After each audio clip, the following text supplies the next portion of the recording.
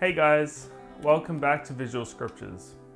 In my last video, we had a look at Abraham's life and the topic of sacrifice and how that can apply to our lives today. Today, I want to explore the life of another character in the Bible and how we can learn from them. Specifically, I want to talk about and explore the life of Abraham's great-grandson, Joseph. Now, many of you will know the story of Joseph. It's a popular story and many movies have been made about it. But for those who don't know or are less familiar with the story, here's a quick recap. Now, Joseph was the favorite son of 12. His father, Jacob, loved him more than any of his other sons. To show his love, Joseph's father made him a beautiful coat. Now, Joseph's brothers grew jealous of him and began to hate him. Their jealousy eventually resulted in them throwing Joseph down a cistern and selling him to some merchants. Joseph ended up as a slave in Egypt, working for an Egyptian official. The Bible says that the Lord was with Joseph and he prospered and had success in all that he did. Joseph's master recognized this and ended up putting Joseph in charge of his entire household and field. He must have thought that he would have had success if Joseph looked after everything that he owned. Unfortunately, it didn't take long before Joseph was betrayed yet again. You see, Joseph's master's wife had a bit of a crush on Joseph, to say the least, and Joseph rejected her, knowing that it was not only wrong against God, but it wouldn't be right to wrong his master, who put him in charge of his entire household. She didn't like being rejected, and so she falsely accused him of him having a crush on her, and Joseph was thrown into prison. However, the Lord was with Joseph even in prison, and the prison guard eventually put Joseph in charge of the prison. Now Joseph, through God, had the ability to interpret dreams. And through this ability, he was able to successfully interpret the dreams of Pharaoh's cupbearer and baker, and eventually the dreams of Pharaoh himself. Joseph managed to reveal to Pharaoh that his dreams alluded towards a severe famine coming within a few years.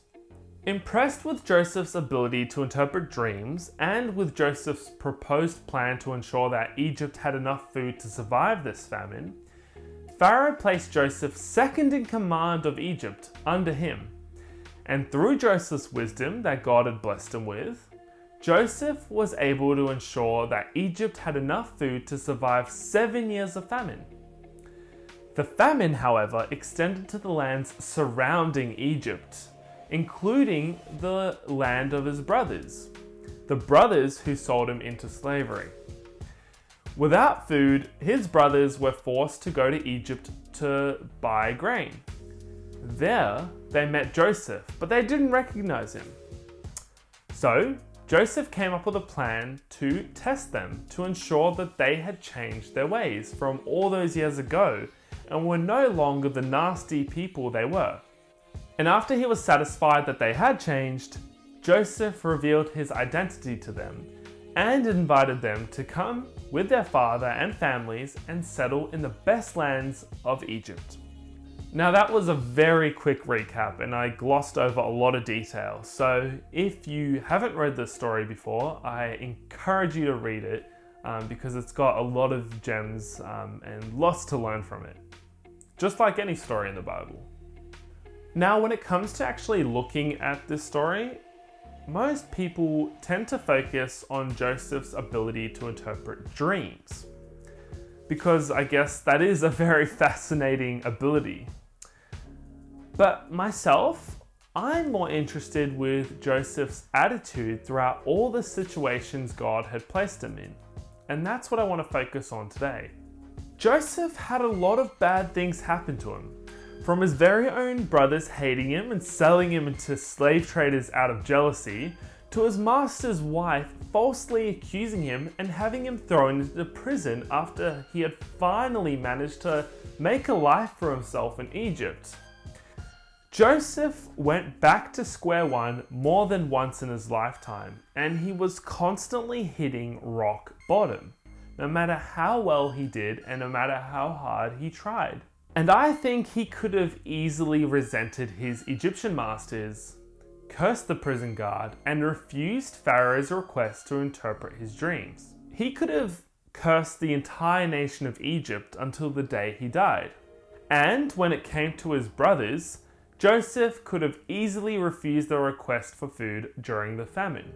He had the power to easily lock them all up and have them executed if he wanted, or force them into slavery like they did to him all those years ago. And what about God?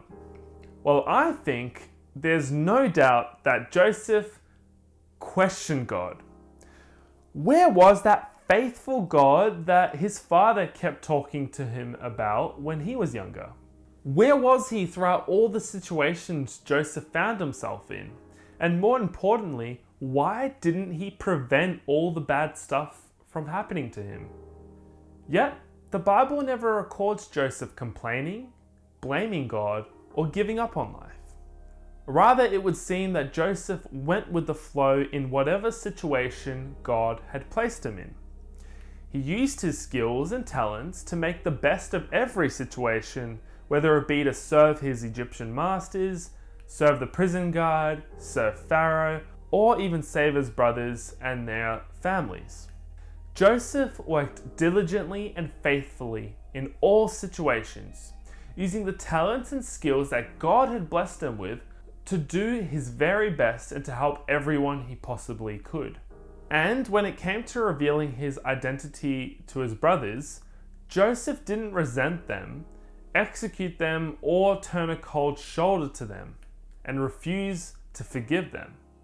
Instead, he did forgive them, he embraced them, and he offered the very best land of Egypt.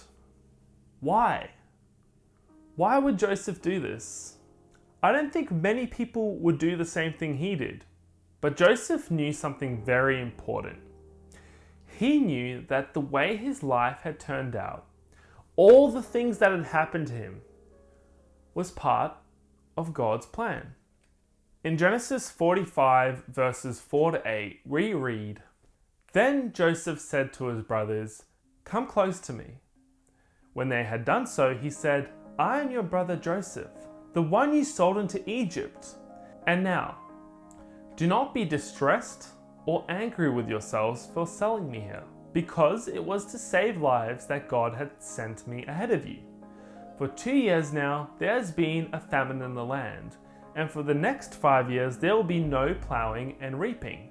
But God sent me ahead of you to preserve for you a remnant on earth, and to save your lives by a great deliverance. So then, it was not you who had sent me here, but God. He made me father to Pharaoh, lord of his entire household and ruler of all Egypt." And in Genesis chapter 15 verses 19 to 21, we read, "But Joseph said to them, 'Don't be afraid. Am I in the place of God? You intended to harm me, but God intended it for good, to accomplish what is now being done, the saving of many lives. So then, don't be afraid. I will provide for you and your children." And he reassured them and spoke kindly to them. That was Joseph's secret behind his positivity and enduring attitude. He recognized that God had a plan for all his hardship, to bring about a great deliverance for many. Sometimes life can throw plenty of curveballs at us, and we can find ourselves in situations we didn't expect to be in. Sometimes we can feel betrayed and robbed of the lives we thought we ought to have. But as Joseph recognized, God is the author of our lives. He has a plan for each and every one of us. And once we recognize this, trust God, and submit to his plan, we too can maintain a positive and enduring mindset, no matter what situation we find ourselves in. I don't know about you, but I find that very encouraging. To know that in life, all that we have to do is to try and do our best and use the skills and ability that God has blessed us with to serve those around us. And we don't need to stress out about how our life will turn out in the end, because God is the ultimate author and director of our lives. And who better is there to trust than Him? As it says in Psalm 46, "Be still and know that I am God." And I think that's something so powerful to know as you go about life, and something so reassuring and calming. Anyway, I'm starting to ramble now, so if you did enjoy this video, be sure to give it a like and share it amongst your family and friends and those you think need to hear this message. And be sure to hit subscribe to keep updated on future videos. Thanks for watching, guys, and until next time, stay safe. Oh, and one more thing. After the last video, a lot of you guys seem to really like Poofy, so I can't end this video without showing Poofy one more time. So here she is. Poofy, say hi to the camera. I think she's a bit sleepy. I just picked her up from our bed. She was sleeping, so she's still waking up. Say hi, Poofy. Anyway, thanks guys. Thanks for watching. Bye.